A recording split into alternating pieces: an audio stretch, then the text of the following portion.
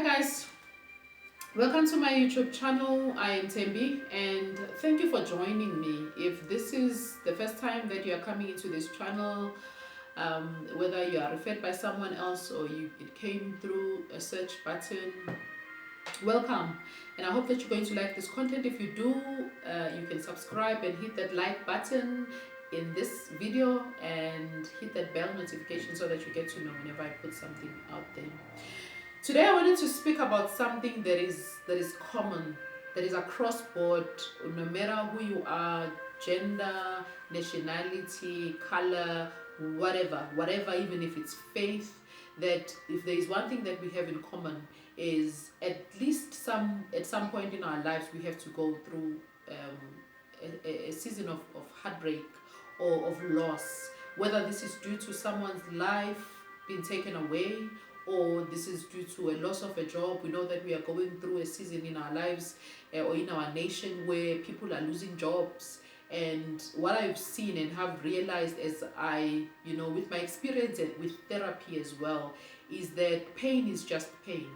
And the psychologists, they say that a pain, a heartbreak, and it registers the same messages to the brain as it does if you had a physical cut. And so pain is pain, but I wanted to share the things that I've learned about grief, because when we are going through pain and we have lost a loved ones or we have lost a job, an opportunity, and even lost a relationship, we it depends how involved we are in those relationships, of course, and we go through a season of grief. And according to psychologists, grief has different stages that we go through. And when I was going through my own therapy session, that's when I realized and I kind of have a language for what I was going through when I was 18 and I lost my mom. So the first stage of grief is a denial, where you are shocked in disbelief, and it is said that this shock, it just it's preparing your brain and helping your brain to being able to deal with the loss, because it depends whether the person that you have lost, you had seen it coming or they were involved in an accident. So we relate differently to different events depending on how they've taken or how they became real in our lives. And so we go through a denial where we are shocked with disbelief. If someone was sick for a long time but they finally passed away, you realize you start to think that no, maybe we could give them this thing, or we can take them to that person and they could resuscitate them. Or your mind is just trying to absorb this, where you are feeling numb and you are thinking probably that maybe I'm dreaming. If I go to sleep and I wake up the following day, I will feel much better. So you are in denial, and your mind doesn't want to accept that situation, that this is the reality and this is the truth. The second stage is the stage of pain and guilt, where you feel guilty, as much as you feel that that certain thing maybe should not have happened the way that it did, but you that's when now you start to feel that pain and that guilt, that maybe I should have done this and done that. If I had done this, probably this would not have happened. And in my case, as an 18-year-old, I thought probably I didn't pray enough, and probably I didn't appreciate my mom enough, being getting out of a teenage stage of my life and thinking, oh, my mom would always, I was rebellious, I probably didn't listen that I should, because when you have your parents shouting sometimes, or reprimanding you, you try by your own means to be a good girl, or to always make your parents proud. But at that stage, as an 18-year-old, you're thinking, oh my God, I was not good and God took them away. And you go through all these emotions. And there's also another area in your life where you're thinking that I'm fine, I'll be okay, I'll find a way, these things happen. And then you find yourself regressing also in thinking of feeling pain and feeling guilt, where you are blaming God, you are blaming even the doctors that they didn't do enough, or maybe there was supposed to be a car that takes her to the hospital and that car didn't come in time, and you start blaming, you find anything to blame, and you even blame God for taking the loved one away.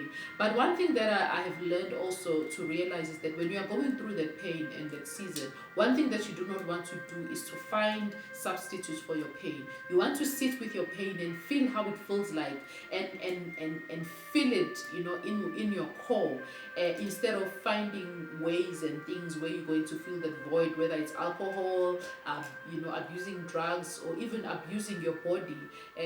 Because sometimes when we do that, it's like we are punishing ourselves, because we're punishing this body. And so the next stage is a stage of anger and bargaining. You're so upset, you are angry, you're blaming God, but also you try to bargain that, maybe I could have fixed it, and maybe I can still fix it, and maybe the best thing that I can do for my mom right now is to to do whatever it is that you think you can do to fix it, which is followed by a stage of depression, where now you are so depressed, you feel lonely, and you're going through emotions where you're feeling so lonely and you're feeling so depressed. And the one thing that takes us out of this stage is, of course, our strong will. But one thing that helps a lot, and I know people sometimes when you say that prayer works, there's no one thing that works. When you are going through a season of grief, prayer helps. So does therapy.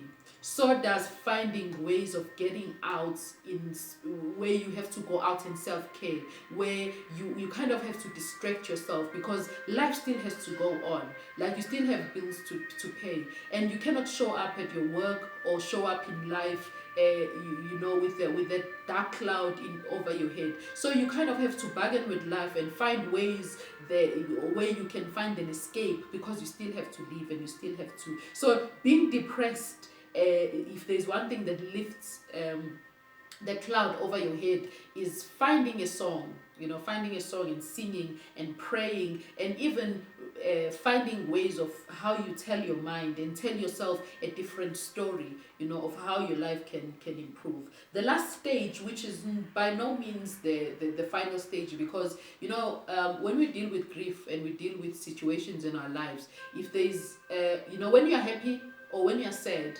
that how you can fix it is to become healthy. If you're sick, what do? You look for health. But when it comes to dealing with grief, there is no arrow that when you are saying that this is the target. So you kind of have to find ways of how you maneuver, because dealing with grief is kind of like a roller coaster. So finding that last stage of acceptance is understanding that you have cried, you have begged, you have done everything, and this is the situation that you are in. So you just have to find ways of how you live with that and become okay with that.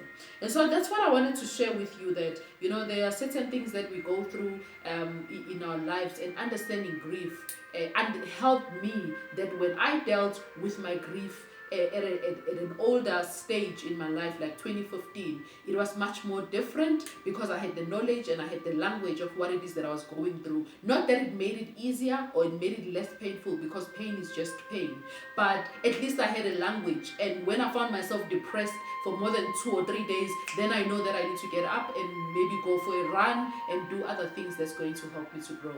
And so if you know anyone who's going through a grieving process in their life, and they've lost a loved one or their job, it is important information that we get to know, because when we don't have a language of what we go through, it can cause us to stay so much longer in a stage, and we can't get over it. We can even commit suicide, because we don't know that there is the end of a tunnel, which is what I want to say, that whatever it is, there is an end of a tunnel. So please share this video and like this content, and leave a comment for me in the comment section, and I will see you on my next video tomorrow.